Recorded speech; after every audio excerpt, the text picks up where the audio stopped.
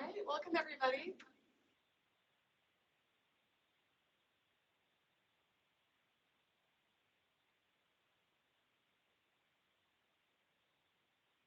We're having some technical difficulties.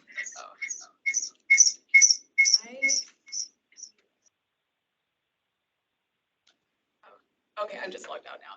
Sorry, sorry everybody about that. All right, we're going to go ahead and get this meeting started. So as usual, this meeting is being recorded and live streamed on TPW. It will be shared on the State v. Blake website, webpage on HCA. This recording is open to public disclosure, so please do not disclose any private or confidential information. Next slide, please.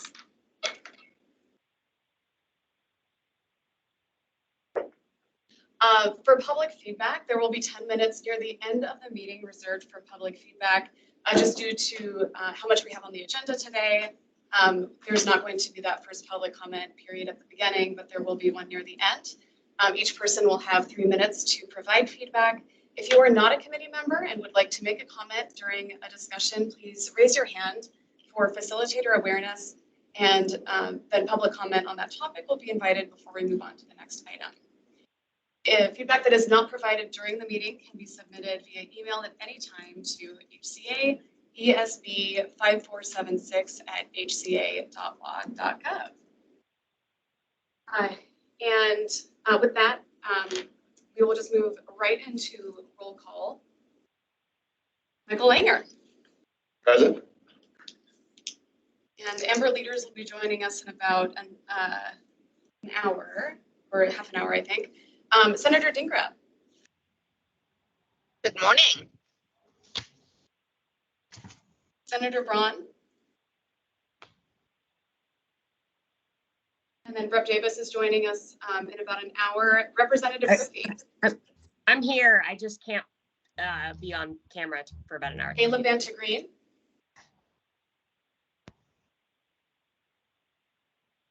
Don Julian Saucier.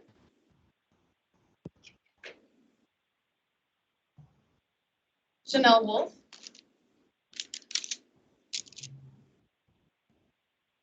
Alexi Orr. Good morning. Amber oh, sorry. Oh, are folks muted? Like forcefully muted?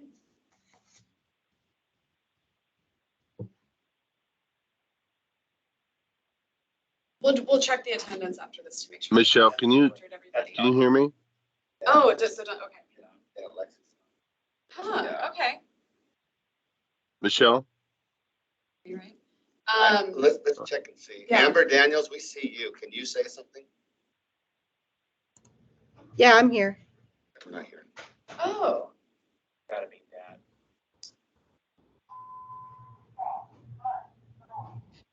Does that mean you didn't hear me either? No, it doesn't sound like they can hear any of us at the moment. So we'll get that fixed here real Well, I quick. can hear you. Yeah, hopefully someone else can hear me. We know you're here. there we go. Okay, great. You can hear us All right. now. Okay, all right. I'm gonna go ahead and start over with the roll call. Just All right, thank you. fix now. All right, Senator Dingra. Good morning, I'm here. Excellent. Good morning, Senator Braun.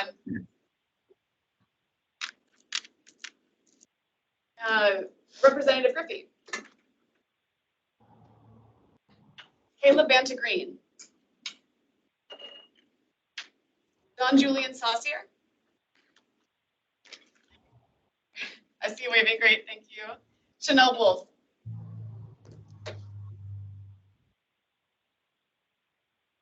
Alexi Orr. Here. Good morning, Alexi. Amber Daniel, I see you. Brandy Flood. Stormy Howell. Chad Enright. John Hayden. Good morning. Good morning. And Nikki Lewis is not able to be here today. Sherry Candelario. James Tillett. Here, present. Morning. Christine Lynch. Good morning. Morning. Sarah Gillard. Good morning. Good morning. Donnell Tanksley.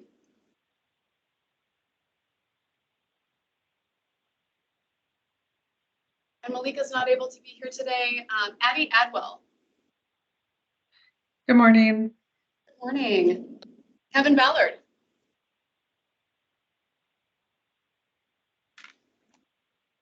Hunter McKim. I'm here. Good morning. Good morning. Curtis Klingenberg.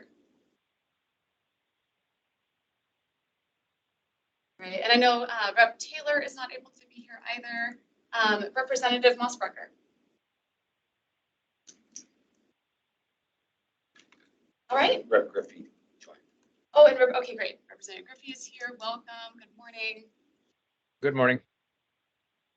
And I believe Caleb is expected a little bit later. He's running late to the meeting, so he should be joining as well at some point. I think that does it for roll call. And with that, I will pass it over to Michael for some announcements. Thank you, Michelle, and welcome everybody. Happy 2024. I hope the end of 23 was kind to everybody and folks got rested up. This is our first day of the 2024 legislative session, and so we will be hearing from our not only legislative members, but members of SURSAC that are also legislative members here shortly. So I will keep my remarks fairly brief. A couple of things. First of all, our DBHR director moved on December 31st, Carrie Waterland. She is now currently working for Pierce County. We are actively recruiting for a DBHR director. I've been asked and agreed to serve as the interim director. So heading into session, I'll be the DBHR acting division director. Also want to give a little bit of update because we rely so heavily on the RMP dashboard information. We had a loss as an agency over the holiday.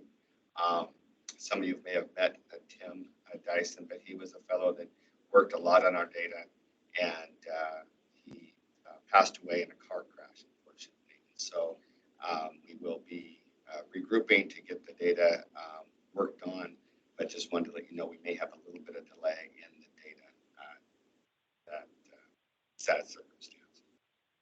On a brighter note, we have at the last meeting, there was conversation about the work that Walker's doing in the housing space, and particularly around training and information sharing for GLBTQ plus community members as well as BIPOC community members. And so there is a training that was developed and we have sent out. If anybody is having trouble accessing that, please let us know.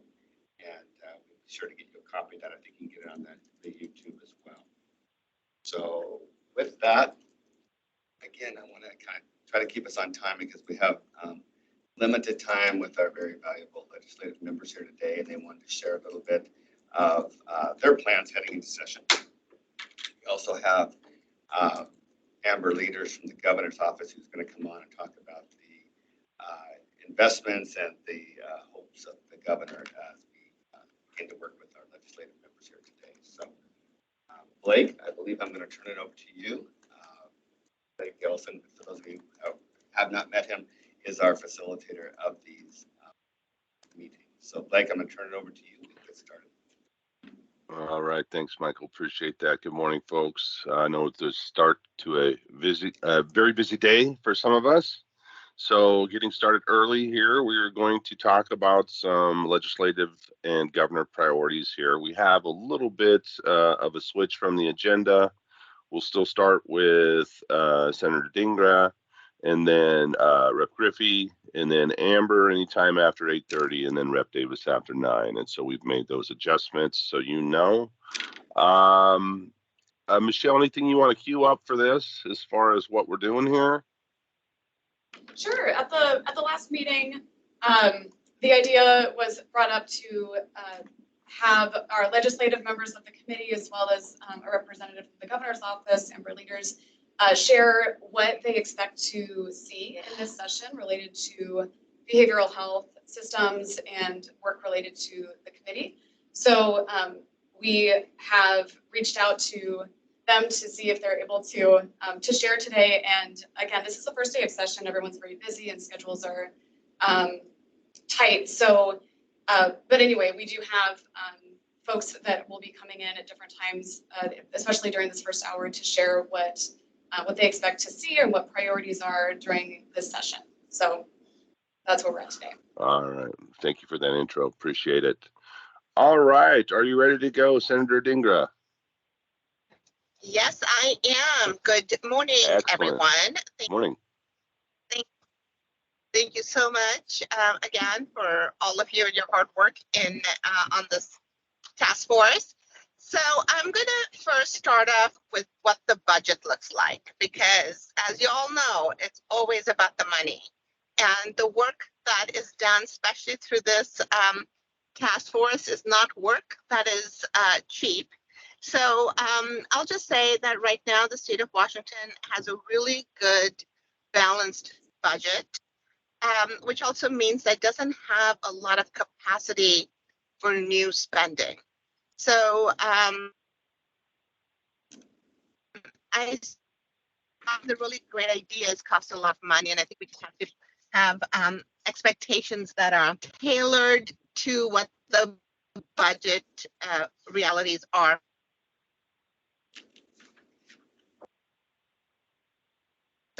On the table. I'll just start off by saying mental health, substance use disorder is absolutely a priority for all of us. It is, I think, the one topic area where people would be willing to squeeze out as many extra dollars as possible. So, so I think this work is prioritized by everyone. I don't think this is a partisan issue.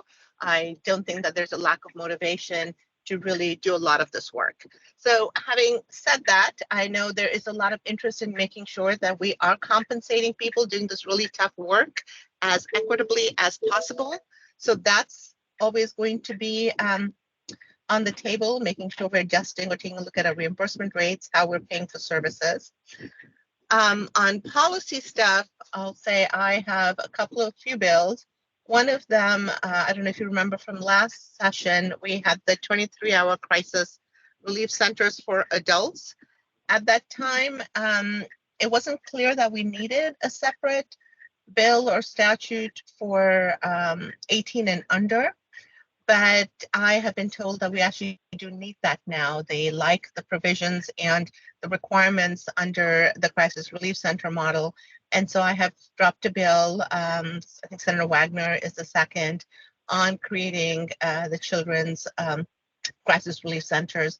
I'm very pleased that Seattle Children's is interested. I think Fairfax might be interested. I think Seymour might be the other one. So the hope really is that we make this a reality so that our kids have a place to go when they're in crisis.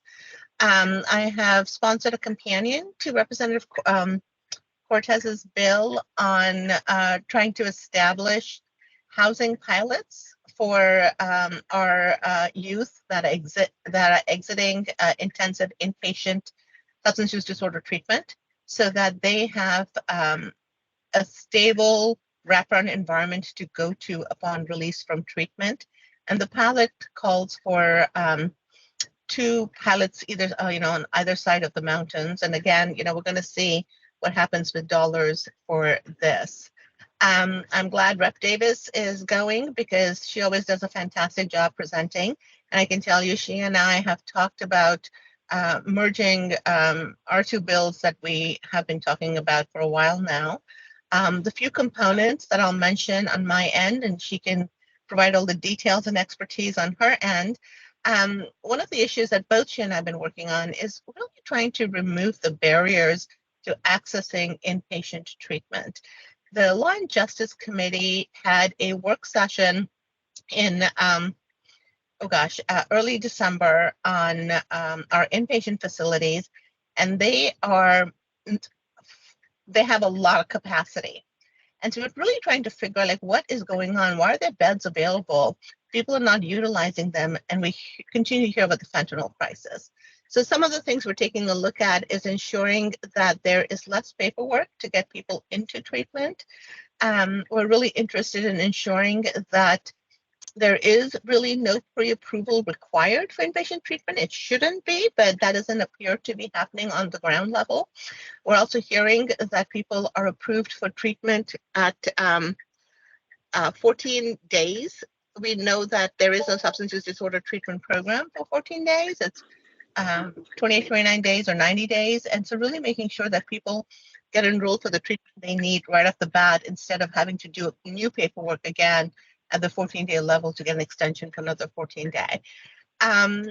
There are recommendations that came out of the Youth and Behavioral Health Subcommittee on reducing some of the barriers for providers around their licensure,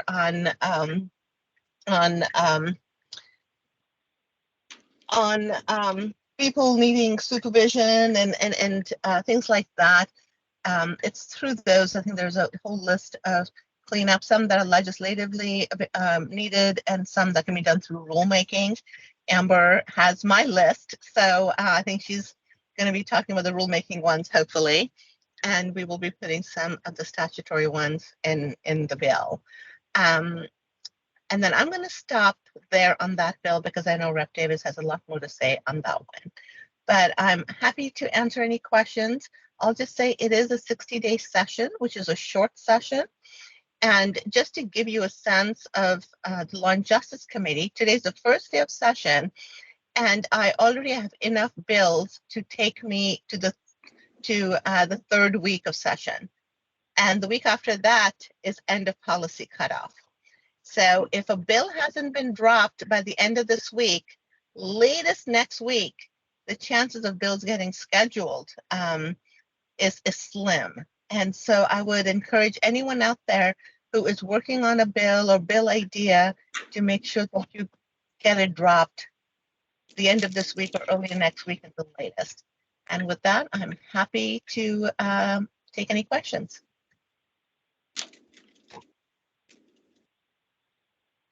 You go ahead and raise your hand if you have a question for Senator Dingra, and I will call on you. Oh, Amber, are you?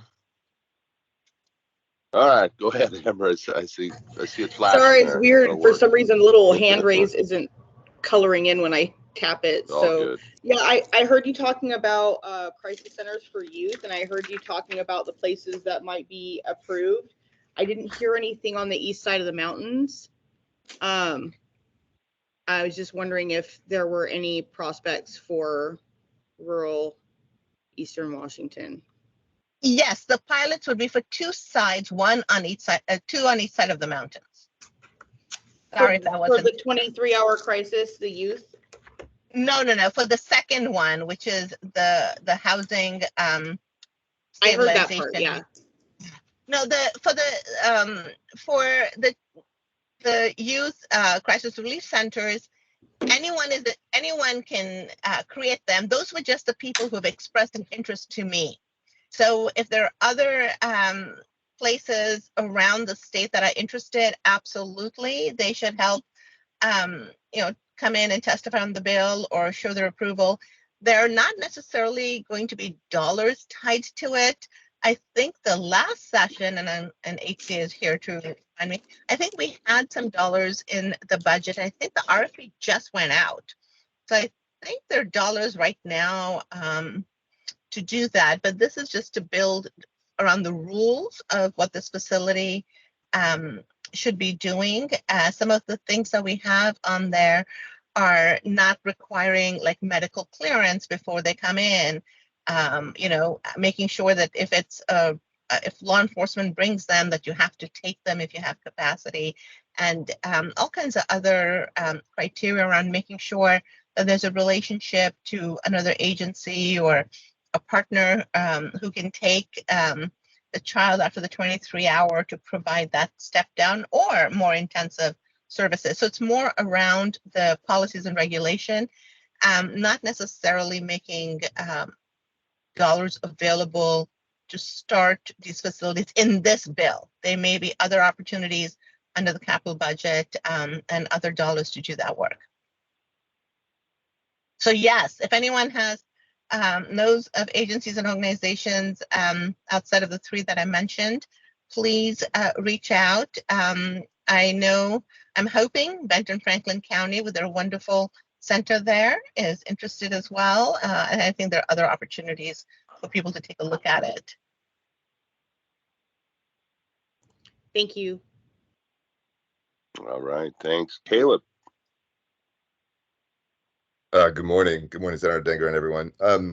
I just want to note, as I think everyone's probably aware, we had a 47% increase in overdose deaths in King County last year involving fentanyl. And we certainly more than doubled over the last 3 or 4 statewide. And this committee's put together several recommendations that are most impactful in terms of mortality. And I just want to reiterate that treatment medications are the most life-saving thing we have. And I've learned from Ben Linus at Boston Medical Center that they've done research that shows that harm reduction agencies are the most effective place to deliver those medications. So I would encourage us to really focus on the most effective interventions delivered by the most effective folks. And we are falling further and further and further behind. So I understand dollars are limited, but we shouldn't be surprised if we come back next year and see things being much worse, given what our plans are right now. So I just want to put that on a record because it's disheartening to say the least. And things again, we know what to do. We aren't even close to the scale of it. Like the pilots are lovely, but just around health engagement hubs, for instance, we recommended 39, 2 are funded. Sounds like there's another 3 or 4 in the governor's budget that might come online in the next few years. But meanwhile, we're just getting further and further behind. So I just want to note that and reiterate, when it comes to mortality, treatment medications are the most effective thing. And we're learning that harm reduction agencies are a really important place to bring online as well, alongside our specialty addiction treatment and healthcare system. Thanks. Absolutely. And thank you for saying that. And please, all of you, continue to say this. I cannot tell you how important it is for people to continue to repeat that information, especially for people who aren't plugged into doing this work. The more they hear it, the better it is. So thank you, Caleb. I always love hearing your message, and thank you for reminding us once again on why that's critical. All right, thank you. Any more questions for the senator? Okay, I thought I'll come since I'm in a parking lot off camera, say hi to all of you, and I'll be on my way to Olympia. So I'll keep listening in. Thank you. All right, thank you. Appreciate that. All right, Rep Griffey, you're ready to go. Sure. Thank you all for you attending, and thank you all for your you. attention to this issue. I don't have direct bills this year. However, I have been following my dear friend Lauren Davis's bills, and I think she's moving the direction I'd like to go. But what I want to talk about what the good dear senator just talked about. There might be enough beds for Washingtonians, but there's not enough Medicaid beds. Most of the SUD treatment facilitators, or whatever we call them in different jurisdictions now, are telling us that they spend 90% of their time not in programming, but trying to find placement or advocate for placement for people. So she's absolutely correct. We've got to get quicker and we got to get better at that. So real availability, meaning the people that are actually suffering, the people that are covered by Medicaid insurance can actually get there. As a professional firefighter, I have pushed really hard to make sure that we got early intervention and an early drop-off point for those people that are suffering. So I have embraced fully the 23-hour crisis receiving facility model. My dear friend Lauren helped me on that as well. And we're trying to roll a facility out in Mason County because they have to build a new jail facility. And we thought, why can't we do a treatment facility and a jail facility so we can make sure that people that are being incarcerated that do have substance use disorders actually get the treatment or identified early. I will be working on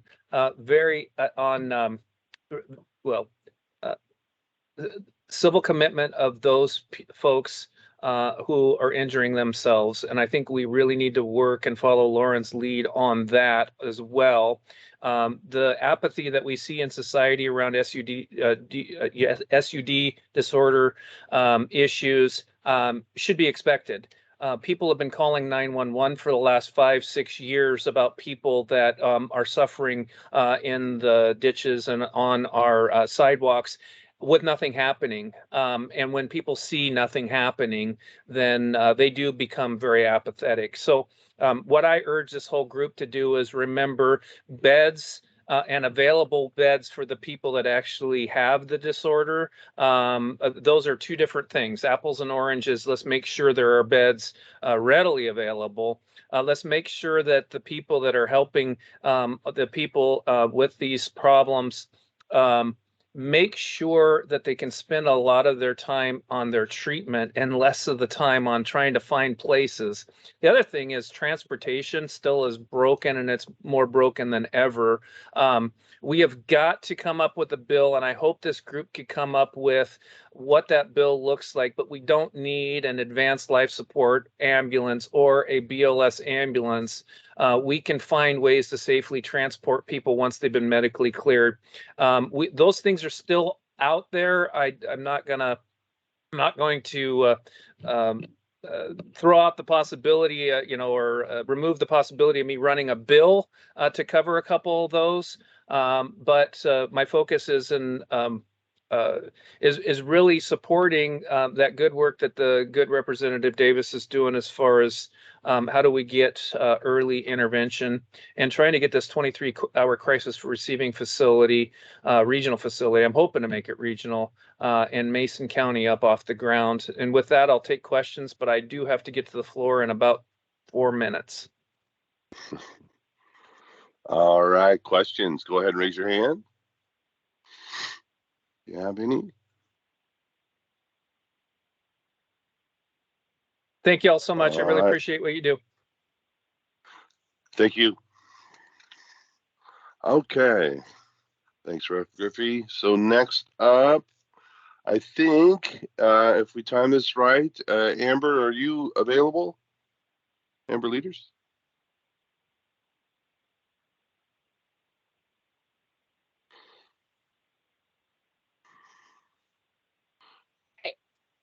This is Lauren. I could actually go from my car, which is suboptimal, but if that is helpful, I can just go ahead and jump in. Michelle, does that work for you? You okay? Oh, All yeah, right. sorry, I forgot. Yep, that's good. Thank you so much. Okay, great. Good morning, everyone. Thank you for the time this morning, and thanks for being here, and thanks to my wonderful colleagues, Senator Dingra and Rep. Griffey, and thanks, Rep. Griffey, for the kind words too, and for both of your work and leadership on this issue.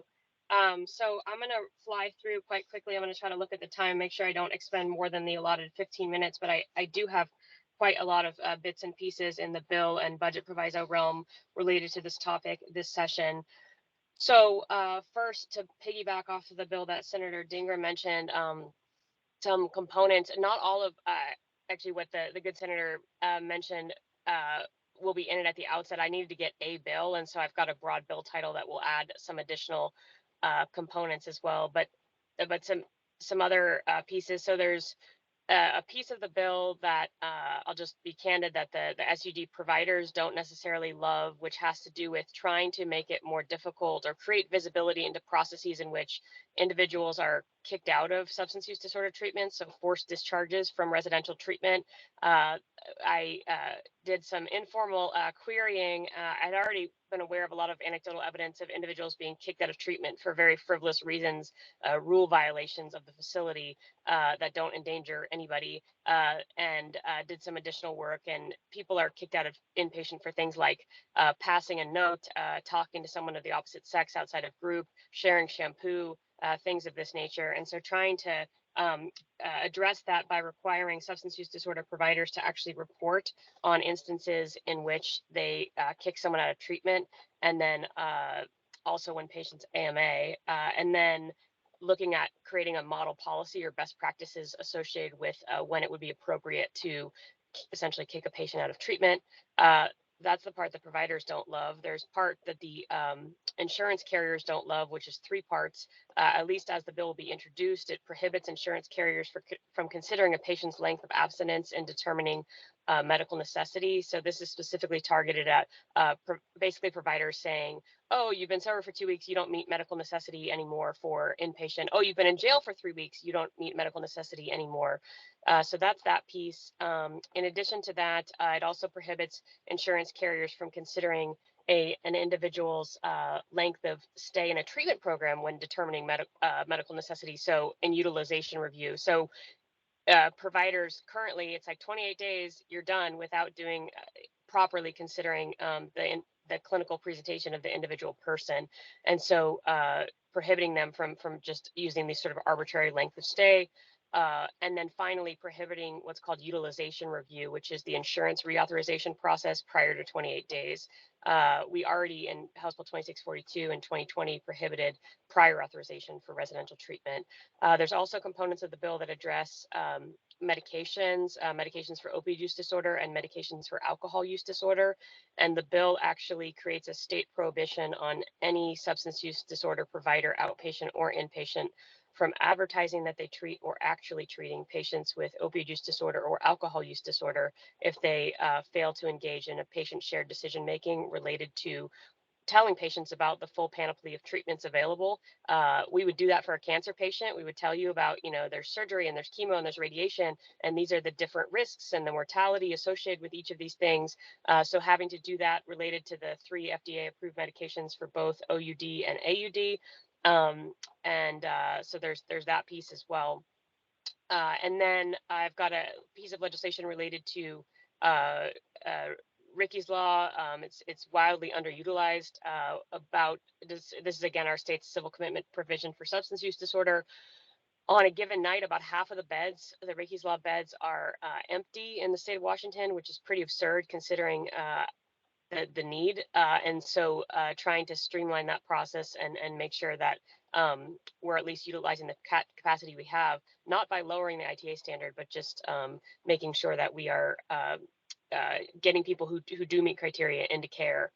I've got a bunch of budget provisos. So those are the bills. I intend to amend the first bill I mentioned and add more things to it.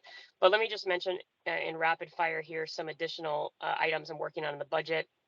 One is insurance billing for co-responder services.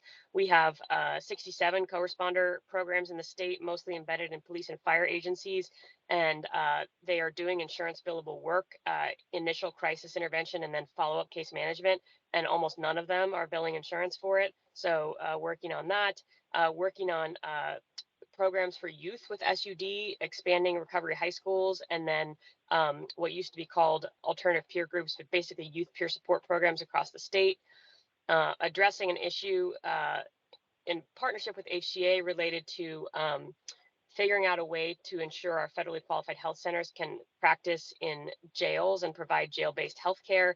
Right now, they are prohibited from doing so because of issues with malpractice insurance. But as we work on our 1115 waiver implementation in 2025, for the first time, we'll be able to have Medicaid reimbursement for jail health services, including behavioral health services, and we won't have anyone to do that care if we can't get our federally qualified health centers in those jails to be able to do that care. Additionally, looking at increased funding for the Recovery Navigator program.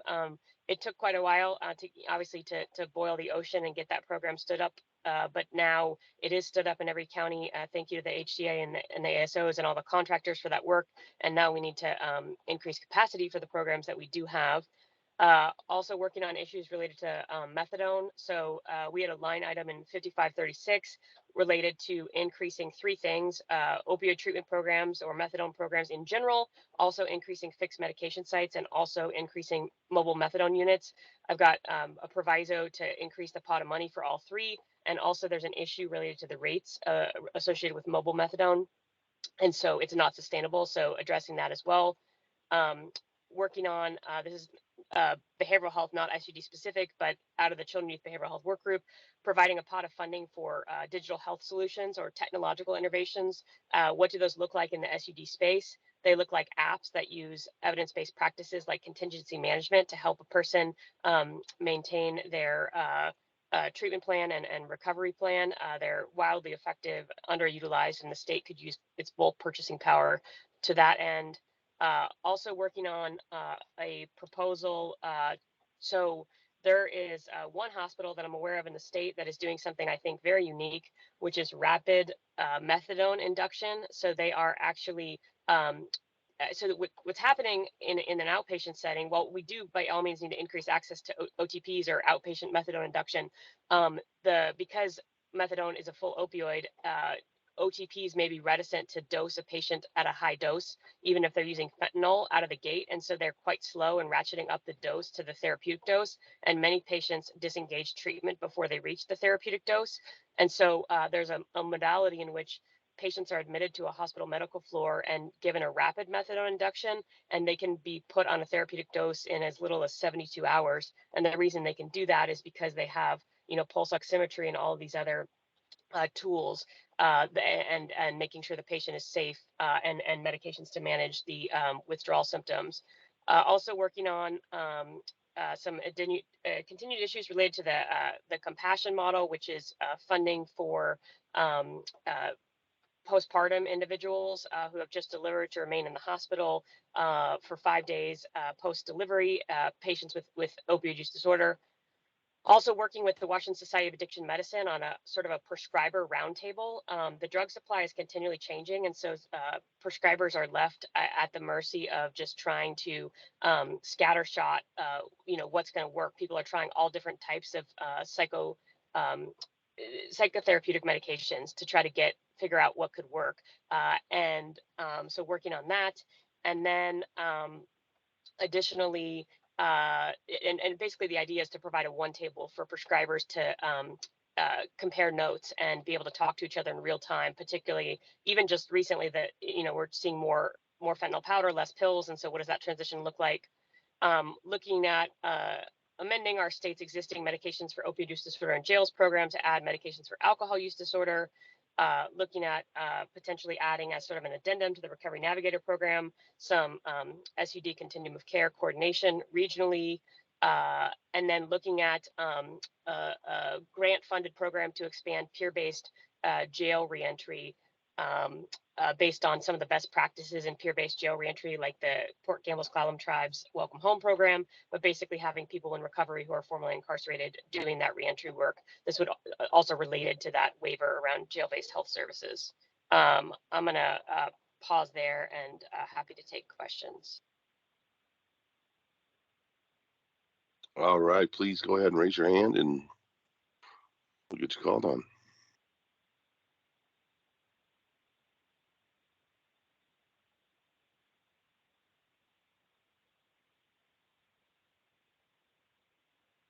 All right, Amber, go ahead.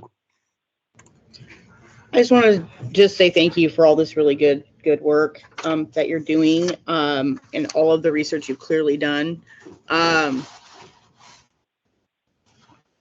It was almost more than I could write down. So thank you very much for all the good hard work you're doing. Thank you so much, Amber. I'm happy to take feedback. Sorry for talking so quickly. I just wanted to make sure I didn't delay the agenda. I can send that to HCA folks if helpful, send the list. It's easier to track bills, but a lot of what I said was actually budget provisos, which are harder to track. So would welcome anyone's feedback related to that. I'd really, really like that information in email. That way I could take it back to my team. That'd be great. Awesome, thank you. I just realized I forgot another issue that I forgot to mention related to, I'm not exactly sure what it's going to look like, but there's some issues related to availability of long-acting injectable forms of buprenorphine. So specifically Brixadi, the counter to Sublocade, and some issues with the pharmacy benefit managers. So trying to work on that as well.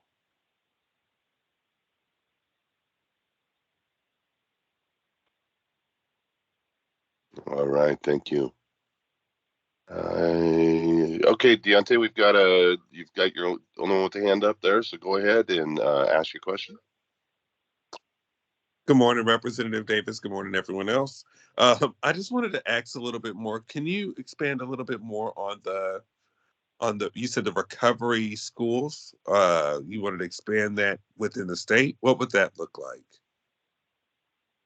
Yeah, that's a great question. So the budget proviso as currently outlined does three things. So it's two parts. It addresses recovery high schools. So, I'm sure you're familiar, Deontay, but for anyone who's not familiar, recovery high schools are basically, the issue is that young people are often going to residential treatment, and then they're coming back to the same high school where their drug dealer was and where their peers who are using, their entire social circle related to folks who are using. And so we have just two recovery high schools in the whole state. One is part of Seattle Public Schools. It's called the Interagency Queen Anne Academy, but it's in Queen Anne in Seattle, rather sort of affluent area.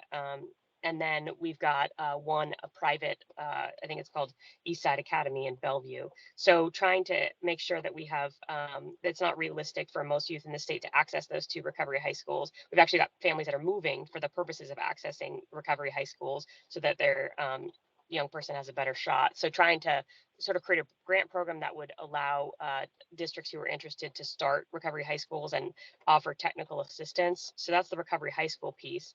But separate from that, there's also, what happens after school and what's the provision of youth SUD peer support in general. So there are a number of programs, one of them being Trilogy in Walla Walla, one of them being Spark, which originally started in the Tri-Cities and I think has expanded to Pierce County. Also, it's called Bridges, which works with the Recovery High School in Seattle. So there are these different groups that are doing innovative models for youth peer support with youth with SUD. And so it would provide grant funding and technical assistance to expand those programs as well.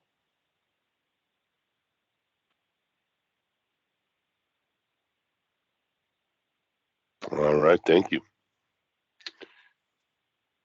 Any other questions for Rep. Davis?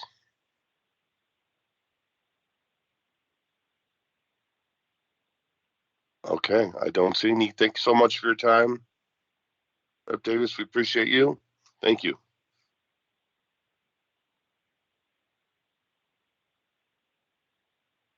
Okay, next up on our panel was Amber Leaders. Amber, we see you right there. You ready to go? Yep, ready to go. All right, thank you. All right, well, good morning, everyone. My name's Amber Leaders. For those of you that don't know me, I am the governor's senior policy advisor on a number of areas, behavioral health, aging, and long-term care, disability, and poverty. And I'm just going to talk just for a couple minutes, and then I'm happy to take questions from this group about the governor's priorities this legislative session. They're largely in the budget. He has really made two of his primary priorities sort of overall support for the behavioral health system, as well as some specific investments related to what is happening with fentanyl in our communities. So behavioral health is the largest budget item in the governor's proposed budget this year. The proposal is about $460 million, about $850 million over the 4-year outlook. He's made a significant, he's proposing significant investments both in sort of behavioral health capacity, as well as a number of investments to build out community behavioral health, including some increased rates in some particular areas like PAC teams, peer bridgers, 90 and 180-day beds. There's some additional support for non-emergent medical and ambulatory transport, which we know is an issue in both behavioral health and SUD. A wide variety of things. I'm going to put in the chat links to both of our policy briefs that go through in more detail what the governor has proposed in his budget. That includes a behavioral health brief as well as an opioids fentanyl brief.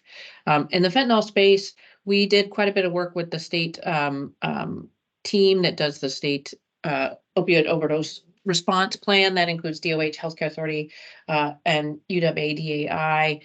They gave us a number of recommendations of ways in which we could provide some investments, and we asked them to kind of prioritize within 5 key areas: education and awareness, prevention, overdose prevention, harm reduction, treatment, and recovery. And within those, we asked for some input on what are the things that we think are best targeted to save lives now and in the near term, and really focused our investments in that area. So just a couple of highlights from there. We did quite a few things in the education and awareness space, both a general public health campaign for DOH, some expansion of health campaigns that healthcare authority is already doing, both for youth and for tribes.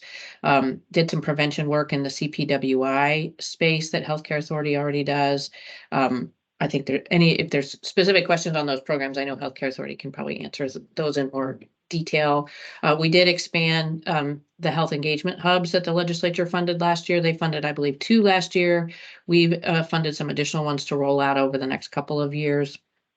Additional naloxone out for first responders. We also have done, the governor's office has done quite a bit of partnership with tribal leaders over the last year. We partnered with them on a statewide summit as well as a national summit. Our American Indian and Alaska Native populations are disproportionately impacted right now by overdose deaths. The numbers are incredibly high in those communities. So we have a number of targeted efforts really focused on our tribal communities. We're going to continue sort of the summits we've been doing with them to partner and come up with solutions. We have some facility dollars that will go towards building more capacity in our tribal communities. We've worked with the tribes on investing in the Icelandic prevention model, which is a model really designed to build social supports and protective factors around youth to prevent substance use for youth in general. Like I said, I'm really sort of flying through these investments. I'm going to put the links in so you all can see the briefs in a little bit more detail. A couple other things, increasing some dollars for Sublocade. We really would like to see more Sublocade out in the community, some of that long-acting injectable. We've also expanded both the corrections MOUD and the jail MOUD program. There had been about 19 programs funded around the state. The budget proposes expanding MOUD to all the remaining jails across the state. So there's a number of investments in there. I forgot recovery. We are going to do some more dollars for recovery supports, recovery residences, Oxford homes, those kinds of things. So that is very quick. I don't want to take a ton of time, but I'm happy to kind of be available for questions. And like I said, I'll put the links of the policy briefs in the chat so people can see in a bit more detail what we've put together. All right, questions?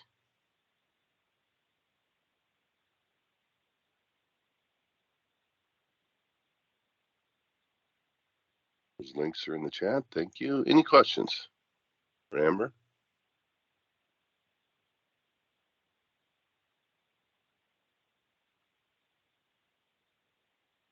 Okay. Thank you so much for being here, Amber. Appreciate it. Thank you for your time. Yep. Happy to be here. All right. Thanks. All right, Michelle, if that is it, then we are on to SURSAC work to date overview. Yeah, thanks, Blake. Actually, I'm going to pass it over to Michael real quick for some. Okay, you bet. Yeah, so first of all, thank you, Blake, but I just wanted to interject here real quickly. I'm not sure we could have picked a busier day, maybe the last day of session, I don't know.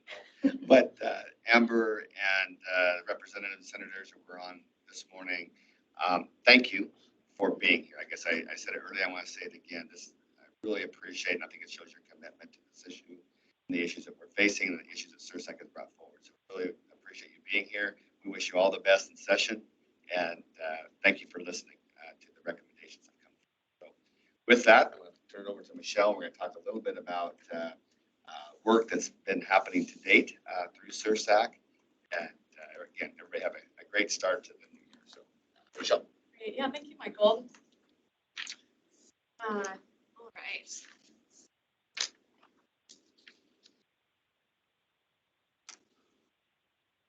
I got a thumbs up if everyone can. Looks like that's posting.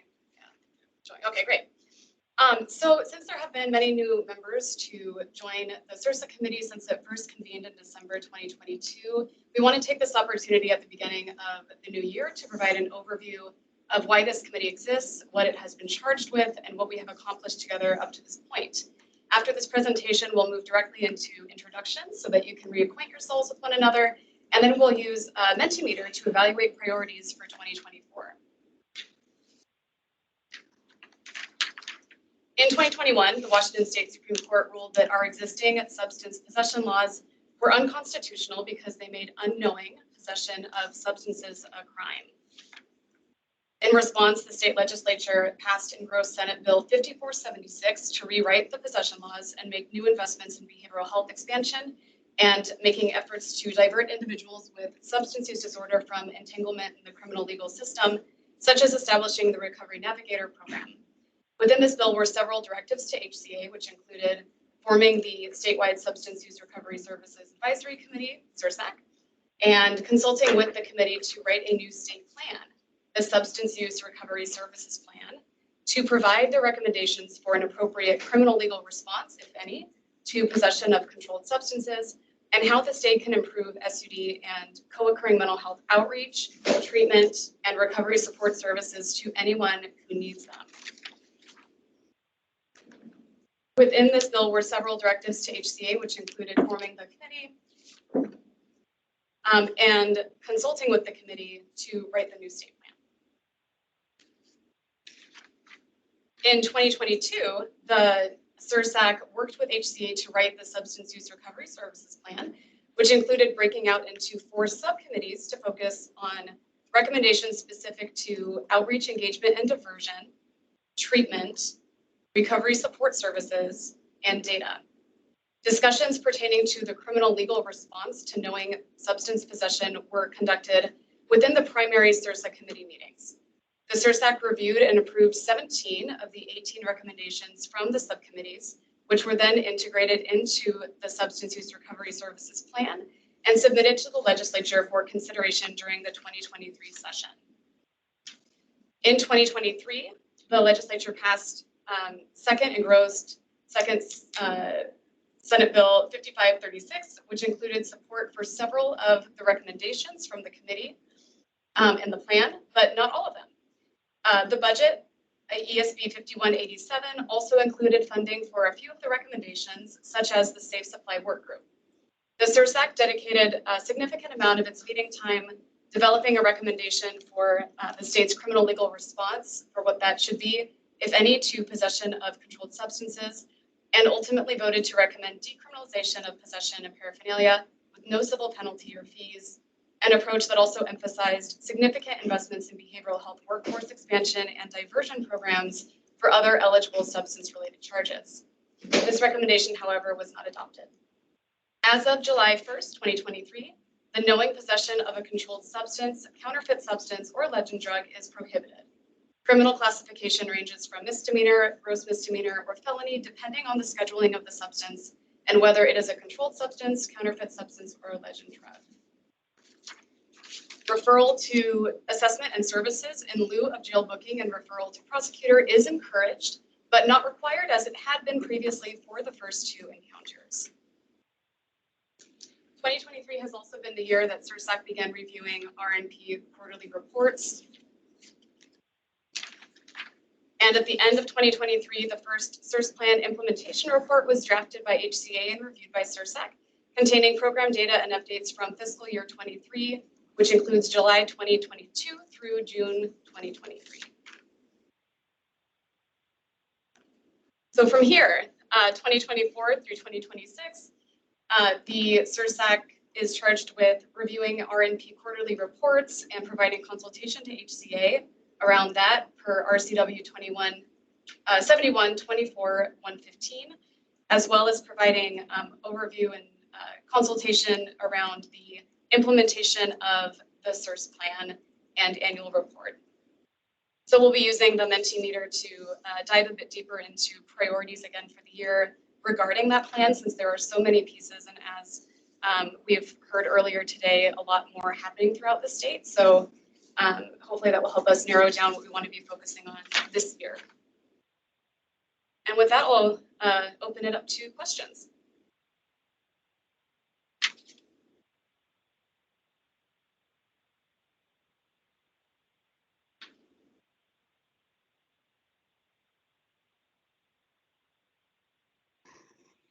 It's like everyone feels comfortable with, oh, sorry, here's a question.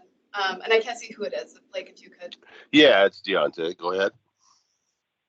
Good morning. Michelle, hope all is well. Happy New Year. I just wanted to ask, will SURSAC, will we be opening it up for newer members to join like the core SURSAC team? Will there be any openings for that this year? What would that look like for us? Yeah, our process so far has been to only add new members as members have had to leave. So if a seat opens up, then we'll go to the application pool for that and invite new applications for that specific seat.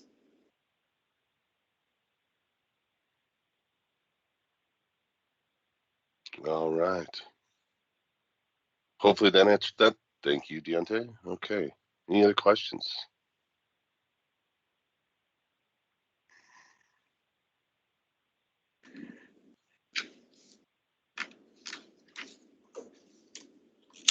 Don't see any? All right. Well, in that case, we'll move on to introductions. And the prompts for this are simply your name, the area of representation that you have on the committee, and if you're willing to share an intention or resolution that you have for this year, which could be related to committee work, could be completely unrelated. Just trying to get to know one another a little bit better. So I will try to remember who is still present. But Michael, do you mind if we start with you? Sure. Michael Langer, again, I introduced myself earlier a little bit in terms of being the acting director with the Division of Behavioral Health and Recovery, which is the division within the Healthcare Authority.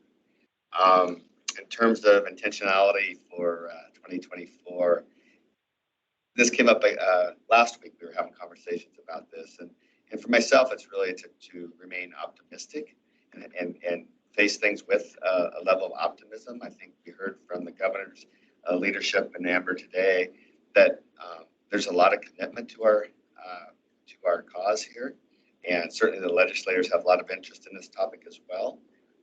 Sometimes it becomes a slog. Sometimes it's really challenging to get through all of the regulations, policies, and new ideas, and challenge with workforce shortages and things like that. When we know we have so much good work to do, we know the right things to do in many cases, but we just don't have enough folks to do them. So for myself, it's really to try to remain optimistic and look for solution-focused ideas as much as these challenges come forward. I will also say on a personal note, 2024 has treated me very well. We just received our 5th granddaughter here last week. So on the 3rd of January, I'm very excited to meet her this weekend. So anyway, that's myself, and great to have you all on here today. Michael, congratulations. Amber Leaders, are you still on? Or she had to hop off. And then Senator Dingra definitely needed to leave. Did Rep Davis? She's still on. Oh, right. Caleb, go ahead. I'm still here. Oh, great, thank you. Yeah, Rep Davis, go ahead. Hi, good morning, everyone. So Lauren Davis, represent a district in Northwest King County and Southwest Snohomish County, the 32nd district, and work on behavioral health in the legislature and outside the legislature, mostly all that I do. And intention or resolution, I think just to continue to hold hope for our community, even when others may suggest that certain individuals have fallen too far to recover, to vocally fight against that and to continue to hold hope for our community and have that hope transcend to the policies and budgets that we pass, that all persons are capable of recovery. Thank you. Representative Griffey, are you still on? Someone can confirm. Yeah. Yeah, to jump. Okay. Caleb.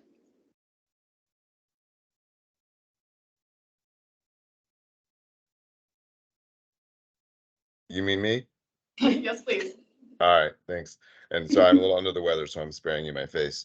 I'm Caleb Banter-Green. I'm a research professor at the UW. I'm at the Addictions, Drug, and Alcohol Institute, and I direct our Center for Community Engaged Drug Education, Epidemiology, and Research. And that's exactly what I try to bring to this group, I hope, which is sort of holding two things primary, which is people who use drugs, people with living experience of substance use, and making sure that we are responsive to their needs, not to our system's needs. And two, that everything we're doing is actually research and evidence based. So that's, I think, the role of myself. I also try to bring that role forward as one of the co-executive sponsors of the State Opioid Overdose Response Plan. I'm also on a federal HHS committee, has the wonderful title of you think our title is long, is the Interdepartmental Substance Use Disorder Coordinating Committee. And what I will tell you is that we were having extensive conversations around health engagement hubs and the role of integrating harm reduction across the entire continuum of care. So there's a lot of parallel work we're working on at the federal level. So that's my goal and my commitment, is to bring those perspectives. Our epidemiology work right now is working with over about 24 harm reduction programs who are doing surveying of their clients right now and bringing that information forward to inform our work. So I'm happy to be here and happy to contribute to the cause. Thanks. Thank you, Caleb. Next up is Don Julian Saucier.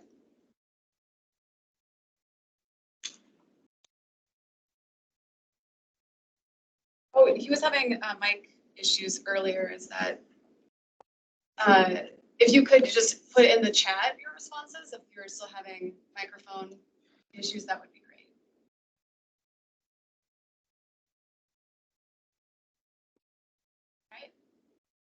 All right. Alexi, if you're available to go ahead.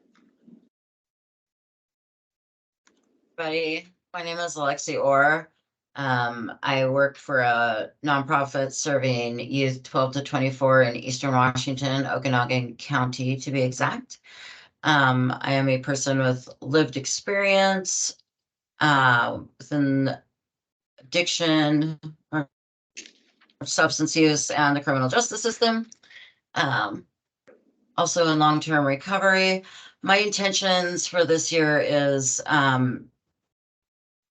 to work within my community to have more events in the hopes of bringing empathy and better treatment of our people who are, actively in use and living on the streets, and kind of hoping to get rid of a little bit of the good old boy mentality that kind of runs rampant here in my local community. So anyway, happy to be here. Thank you.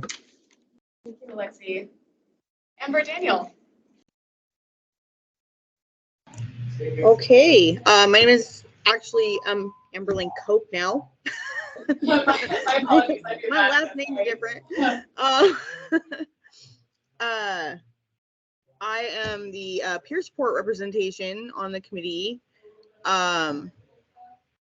As for intentions and resolutions for 2024, is continue to do this good work in the Recovery Navigator program. And I really am excited to see the data that comes out of the outcomes for the Recovery Navigator program. I think that we're doing some really good work, and I can't wait to find a cool way to present it to my community and show them the evidence, that the systemic change is working and it can happen, and we should do more of it. Thank you, Amber. Chad Enright, were you able to join since the beginning of the meeting? All right, John Hayden. Hi, my name's John Hayden. I'm the public defender representative on this committee.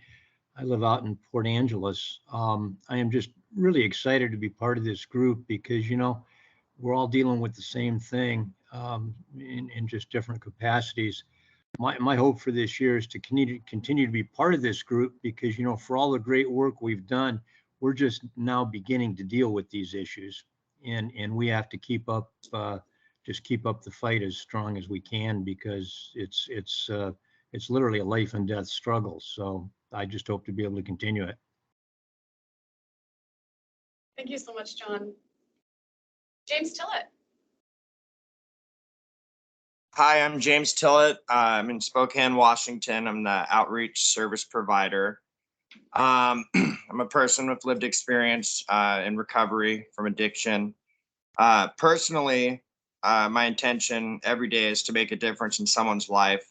But when it comes to our work here, providing support or attention to underserved communities or demographics, and pushing for more community and law enforcement buy-in with the work that we do. Thank you, James. Christine Lynch.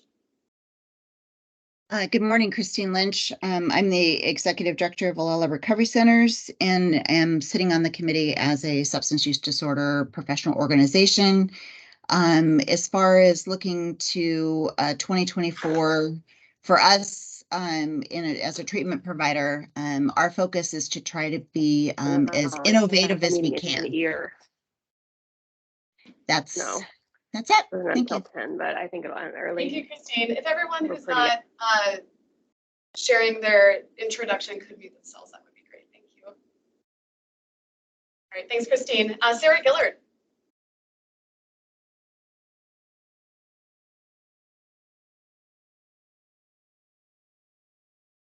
Addie Adwell. Good morning. I'm Addie Adwell. I'm in Seattle, Washington, and I'm the member of a unionized workforce working in substance use disorder on the committee. And I share a lot of the intentions that people have already mentioned, but I'll just put on my nurse hat for a minute and say that one of my intentions this year is to really expand the use of long-acting injectable forms of buprenorphine. I think these forms of buprenorphine have a lot of promise, both in treatment and in harm reduction spaces. And my experience is that patients really like them. And I think they're being underutilized due to a lot of barriers at the system level. Thank you, Addie. Hunter McKim. Good morning. My name is Hunter McKim. I'm from Whatcom County. In terms of my representation on the committee, I represent youth and young adults in recovery. And let's see, I'd say an intention for this year. I think I'll pick one pertaining to the committee. I'd say I'd like to be more vocal, and also be considerate of different sides and opinions on a lot of these issues that we are trying to find solutions for. So yeah, thank you. Thank you, Hunter. All right, thanks, everybody. So that concludes the, oh, actually, is there anyone that is on that who I missed? Maybe joined after we had done roll call at the beginning. Okay. All right, well, then I will stop sharing my screen and I will pass it over to Missy Sterling, who's going to walk us through a Mentimeter process to identify priorities for 2024. Missy, are you ready? I am. Thank you, Michelle. I'm going to go ahead and share my screen, which will get us started here. If you have not participated in a Mentimeter before, know that this is entirely anonymous. So what feedback you provide us is safely secured in that way. We'll also be putting a link in the chat for those of you that need the additional assistance to get in to interact with this Mentimeter. To start us off, there are instructions on the screen. You're going to navigate to any web browser that you have access to as long as you have internet. You're going to go to menti.com, menti.com, and type in the code you see at the top of the screen. The link is in the chat for anybody who would like an easy access to that. For those of you that may be doing this audibly, that code is 92664547. That code is also in the chat for those of you that may want to see that at a little bit larger size. When you get there, please tap the heart button that you see at the bottom of the instructions. You can click that button as many times as you want to. It's only going to count you as one individual, but you will see all the hearts fly up in the bottom right-hand corner of my screen. When we get to roughly 75-ish% of who we have in attendance today, we will move forward into the first section. If you're having difficulties getting into the Mentimeter, please speak up or put that in the chat. Again, you're going to menti.com, typing in the code you see at the top of the screen, which is also in the chat.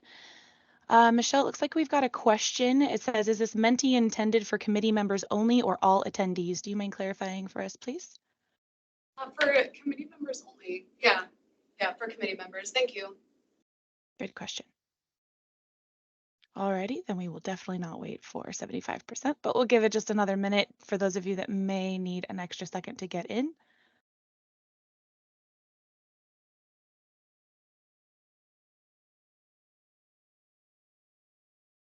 So if that helps you get the estimate.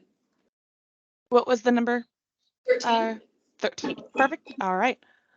Okay, well, let's move into the first question then. This is a finish or complete the statement. By the end of 2026, an outcome I hope we achieve is, go ahead and complete that sentence for us. You'll see the responses from peers pop up on the screen. You will not know who they are from.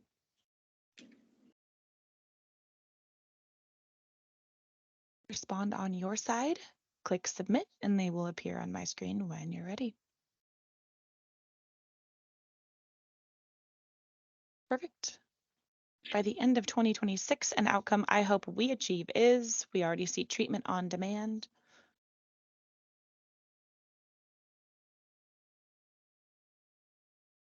A reduction in mortality of 50% and valuing the lives and perspectives of people who use drugs. More evidence-based substance abuse disorder services in Washington State, and they're starting to really come in now. You're welcome to see those on the screen. Feel free to duplicate if you agree or type your own otherwise.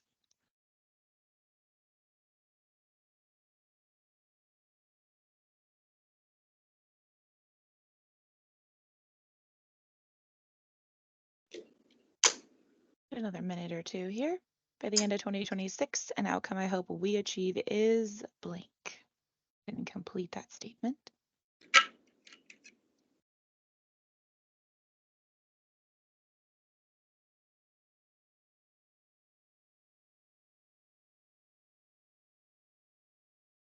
All right, responses are slowing. We'll give it just another few seconds to wrap up any final thoughts before we move into the next section.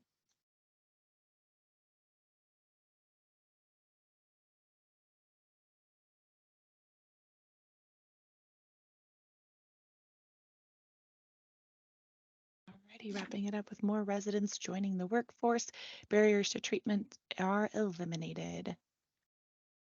All right, we're going to go into another section here. And in this section, the SURSAC administrative team wants to know which aspects of the Substance Use Recovery Services Plan implementation you are most interested in staying informed about throughout the year. We are going to rank a few different setups for the activities from highest to lowest priority, updates and consultation in 2024. So a little bit of instructions around this. The visuals may have changed, but make sure you rank everything first before you click submit. You must put them in the order you want them in based on the options that are available first. This is a drag and drop, and then you'll prioritize them however you want. Up at the top is your first highest ranking. You'll see those numbers on the left, and then you'll rank from there. The first question. Rank the following SURSAC-related outreach, engagement, and diversion activities from highest to lowest priority for updates and consultation.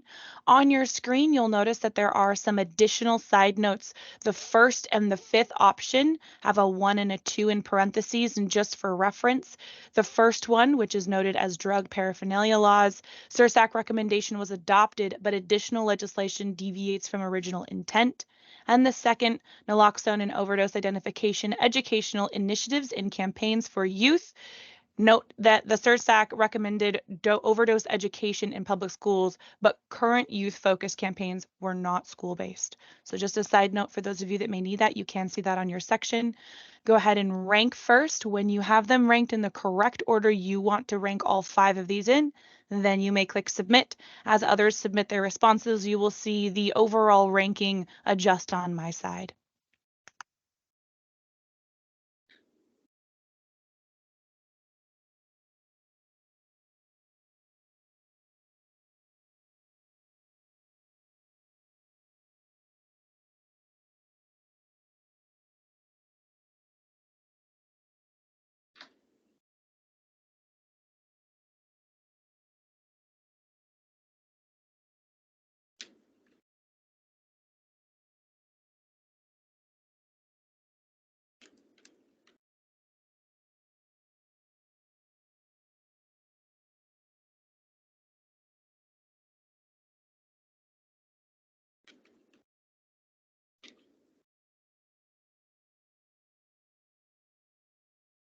Give it another minute or two for those of you also still ranking. We've got about 1 or 2 more submissions we're waiting for before we move on.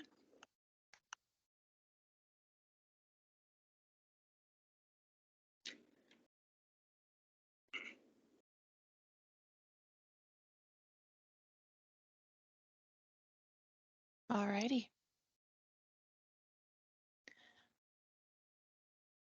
Perfect. That last rank got in there. So we'll move into the next question. These are related to the SURSAC related treatment activities from highest to lowest priorities. You see 4 here. Again, same thing. Make sure you rank all 4 first before you click submit, and then you will see everybody's responses adjust as they get submitted on my screen. Can someone please give a brief overview of these? Some folks are new and may not be familiar, and they may not be self-explanatory. Yeah, thanks for that, Caleb. There was and easy to miss probably, but I did send an email out with an attachment with a summary document with links to each individual recommendation that we would be looking at today for that exact reason. So sorry if folks didn't get around to looking at that, but that resource was shared. Okay, well, since we wrote it, I'm going to go ahead, since I was out last week and didn't do that. The SUD intake and screening and assessment piece, so people are aware of that, is to try to streamline that process so that it's really focused on something around a 15-minute medical necessity and diagnosis, as opposed to an extensive multi-hour assessment battery. So just want to be clear what that is.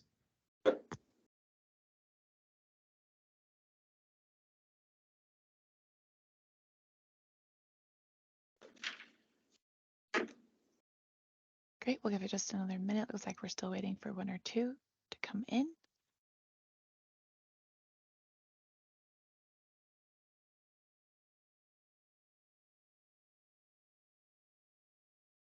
Alrighty, moving into the next rank. You're going to rank the following SURSAC related recovery support services activities from highest to lowest priority for updates and consultations. My screen is going to present the 9 options relatively small. Your screen will not have them that small in font size. So please rank your side first. And then when you're ready, you can look at my screen. If anybody has difficulty reading what's on the screen, please ask, and I would be happy to say that over the audio for you.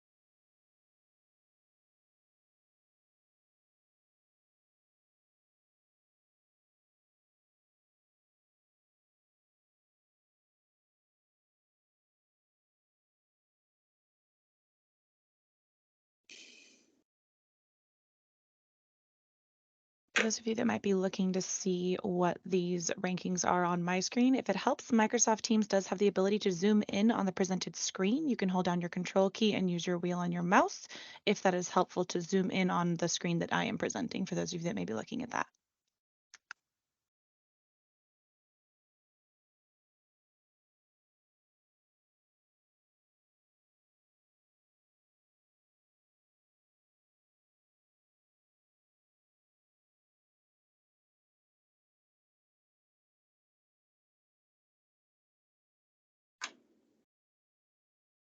Just about a minute or so left before we move into the next ranking.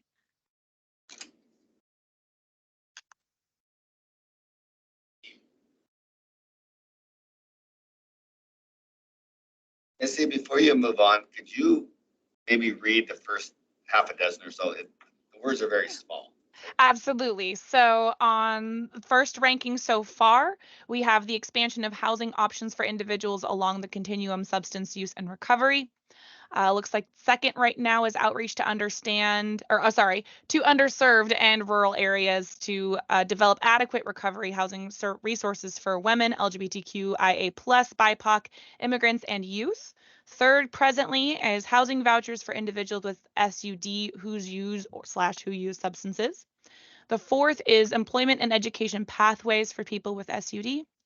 And then that fifth option in here is training and housing providers to provide appropriate services to LGBTQIA and then BIPOC and immigrants. And then what's just swapped with that was training for caregivers of youth with SUD. Looks like that was our final vote. So we'll move into the next one.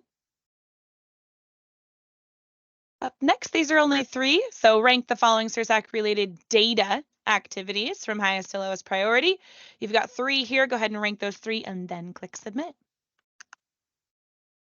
For those of you curious, this is the last ranking question, but there are 2 more questions after this.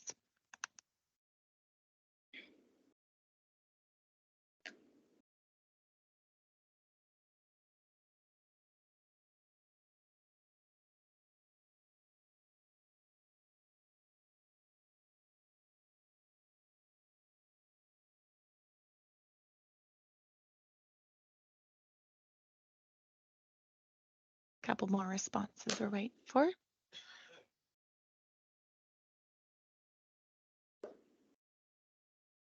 Alrighty. Last votes come in. These last 2 questions are not ranking. So the first question up, what other state level projects or programs do you want updates and or presentations on? So we will give you just a second to go ahead and submit that. Again, as you type in your response, you will see them flow onto the screen.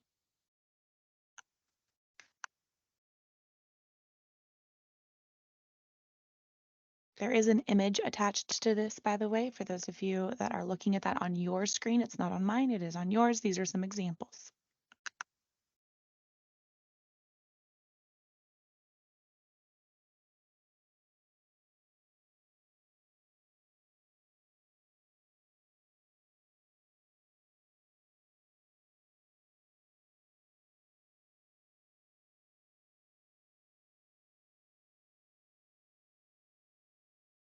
See a few coming in now. All things housing, employment programs, following session, and overview of the new bills and their impact. Data Can you for remind me youth what the impacted. 1115 waiver is? I haven't had my coffee this morning. Michelle, did you want to answer that? Anyone who can provide an overview of that 115 waiver? Jason McGill, if you're on, you want to hop on and talk about the 11. Oh, hey, all. Yeah, sure, Michael, thanks. 1115 waiver, particularly with regard to this work. You may have heard Rep. Davis particularly describe her efforts related to the reentry, justice involved piece. And that is providing Medicaid services for the first time while people are in an incarceral setting. And so that is a limited Medicaid benefit brought to us through an 1115 waiver, which is just simply the US code, the law that says that the federal agency can waive certain provisions of the Medicaid Act, such as Medicaid cannot pay for services while people are in jail or prison. But through this waiver, we can now pay for a limited set of benefit, and happy to get into a lot more detail here. The upshot really is coordinating benefit for services upon release, really getting pharmaceutical benefit, particularly medication for opioid use disorder treatment, up to 90 days prior to release.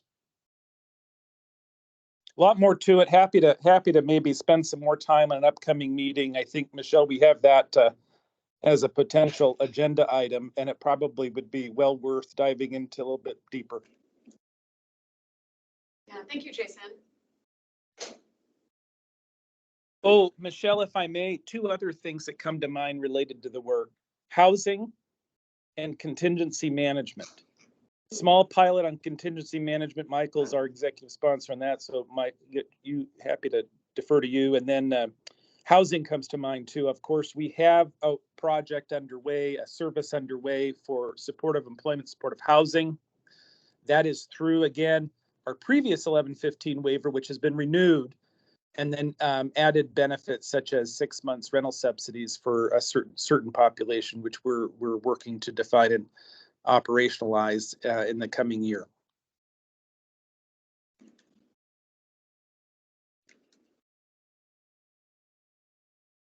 Thanks, Jason. We'll give it just another minute before we move on to the final question.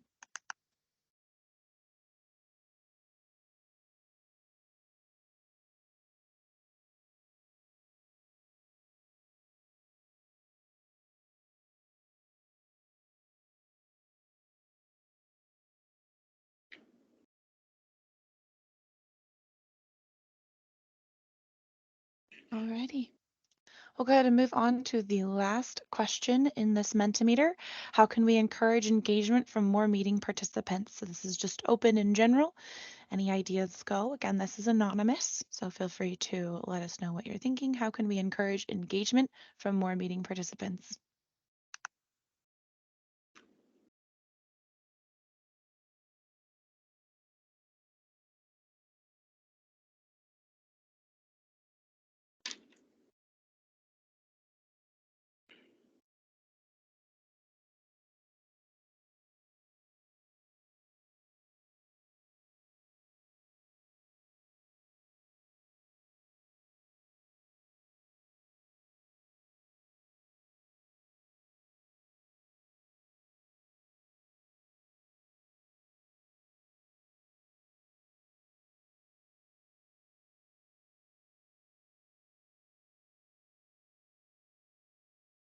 Few suggestions in already.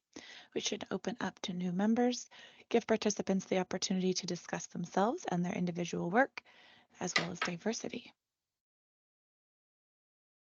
Michelle, since this is the last question, I can leave this open in the background while we collect the rest of the responses through the rest of the meeting, if that's helpful, and I can hand it right back to you.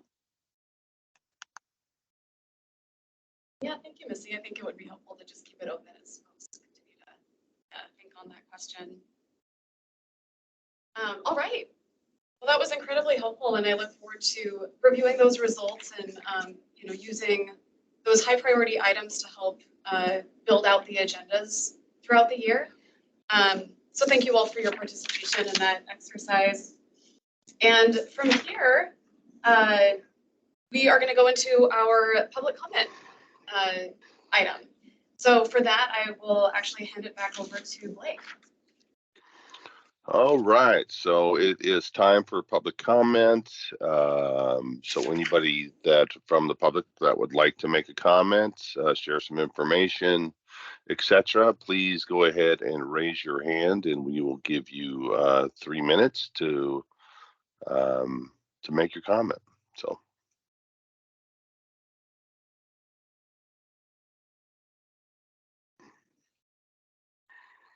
Again, this time is set aside for public comment. Please, if you have a comment, go ahead and raise your hand in Teams and we'll get you. Okay, don't look like we have anybody that wants to make comment today. Last chance. All right, Deontay, we got one. All right, go for it, buddy. Michael, I see you laughing. It's like, well, if no one's going to say anything, I definitely will. That's a smile. That's not a laugh. I'm pleased that you're speaking up.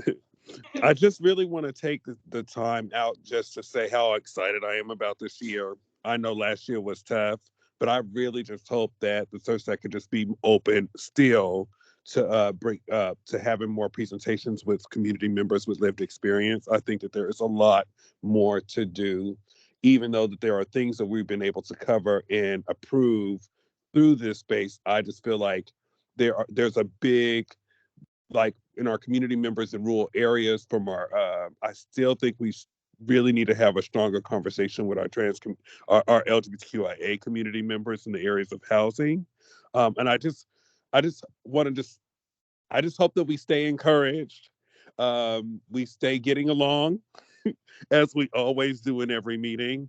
But I really, really want to push for, I would love to know more about like the agenda rollouts it would be great to know about some of the agenda rollouts, like at least 1 to 2 months in advance. Because then, if there are people that can be able to present, I just want to be able to help. Vocal would love to be an asset on pushing those lived experience community members or community members that aren't a part of these discussions. I would love to see more presentations from community members from. I know we do have our reentry work group, but I would love to hear. I would love to hear some presentations from our Freedom Project individuals, our community members that have came out of the incarceral system and have dealt with SUD while in jail, and then coming out, and what type of access did they receive with coming out? I don't know, just a thought. That's my high horse right now, and y'all be hearing from me for the rest of the month, next couple of months. So, Happy New Year. Happy New Year. Thank you, Deontay. Any other comments? Okay, Michelle, go ahead and hand it back to you. All right, great, thank you. I've been aware that we have these dedicated public comment opportunities, but aside from the specific agenda items, we often don't have an open-ended time for comment from committee members. So since we have time today before moving into a wrap up and closing statements and that kind of thing, I would just like to open up this time in addition to public comment for comment from committee members as well if there's things to be said that they haven't had a chance to say yet in today's meeting.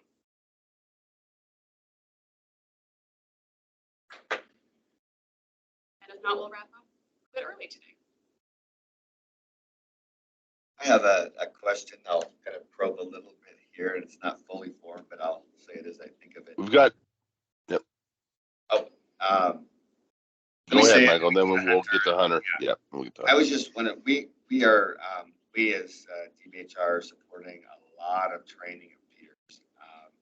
Just actually more than one a week on average throughout the year. And interested from this committee's perspective on what's working well in terms of getting the peers that are trained hired and where there may still be outstanding challenges for hiring them. So if there's any feedback on that, I'd love to hear it. But Hunter, since your hand is up, I think we should defer to you. Yes, I was curious if there's a possibility of subcommittees coming back by any chance. I kind of thought of that question when we were going through that little recap of the last couple of years, and I remember those subcommittees being pretty helpful to achieving a lot of discussion around specific objectives. So I think if that's a possibility, and if we could further discuss it elsewhere with more committee members who might be interested, I think that could be a good thing in 2024.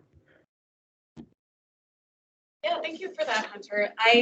I'll be probably reaching out to you to follow up about that, or maybe we can put it on an upcoming agenda. I do want to remind folks that we have 2 work groups happening this year that are requiring a lot of administrative support, which is the Safe Supply Work Group and the Substance Use Disorder Intake Screening and Assessments Work Group. So if we were to have subcommittees, we would just need to be very mindful of staffing capacity on HCA's end of things for that. But definitely, open to looking into that and seeing how that could help move things forward for us. So thank you so much for bringing that up. Great, thank you, Michelle.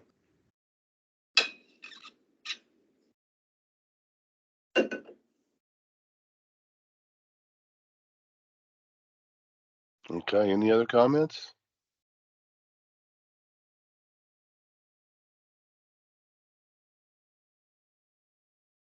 All right, Michelle, that looks like it.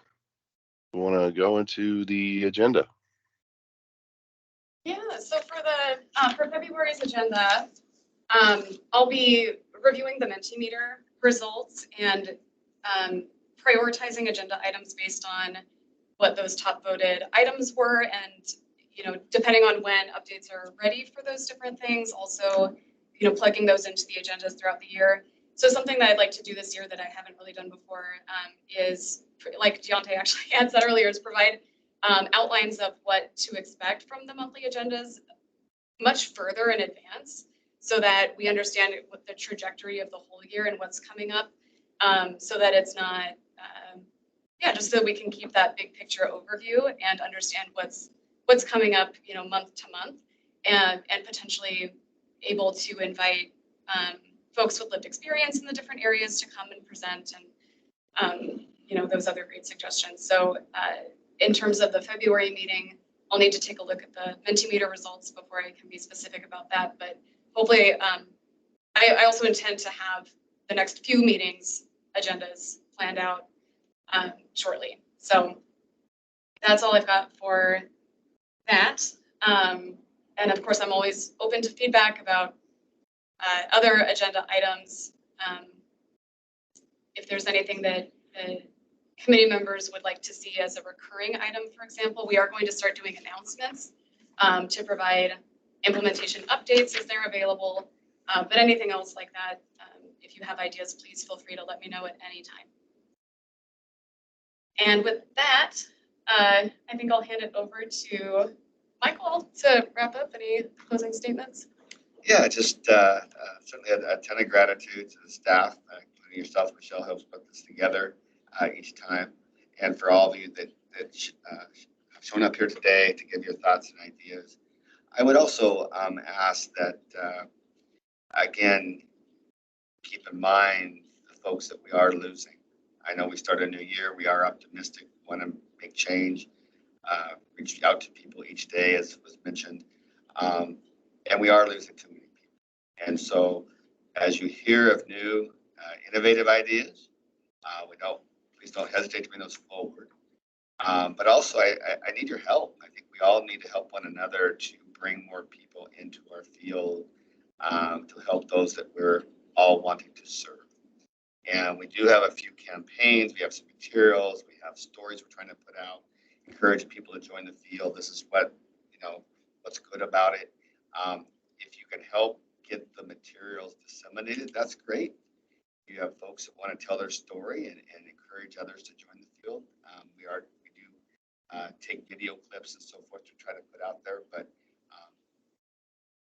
pretty much out at the start of most meetings, I'm really trying to encourage us to think about how we can broaden the number of people coming in to serve those that we serve, I guess.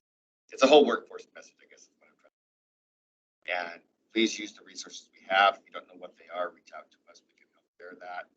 And I know one thing I'm going to do is even put the link to the Start Your Path on my signature block, so that every time an email goes out, people can go to that and see what that's about. So with that, again, Happy New Year. Good luck to all during the session, which starts today. And again, thank you all. Happy New Year, everybody. Take care.